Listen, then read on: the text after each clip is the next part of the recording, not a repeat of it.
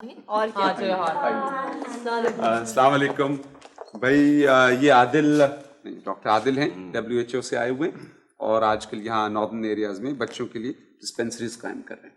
اور یہ doctor Farhat, doctor ساتھیہ. بڑی خوشی ہوئی آپ لوگوں سے مل کر، اور یہ آپ کا طریقہ کار دیکھ کر مجھے نہیں معلوم تھا کہ ہمارے ینگ ڈاکٹرز جو ہیں اپنے پیشے میں اتنا انٹرسٹ لیتے ہیں. جناب جیسے پیشنٹس یہاں ویسے ہی ڈاکٹرز ہیں.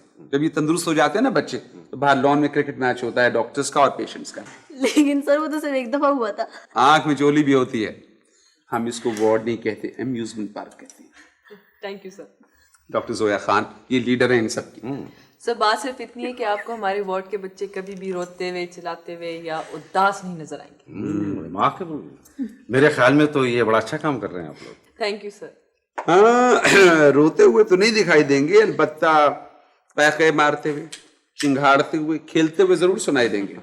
اگر آپ کبھی تشریف لائیں گے تو آپ کو لگے گا کہ یہ ہاسپٹل نہیں ہے، یہ ایک اسکول ہے اور یہاں پر چھٹی ہوئی بھی ہے. سر اگر آپ کو ہاسپٹل کا ماحول چاہیے تو پھر آپ ڈاکٹر ہیمر کے ہی کمرے میں چلے جائیں. کم آن.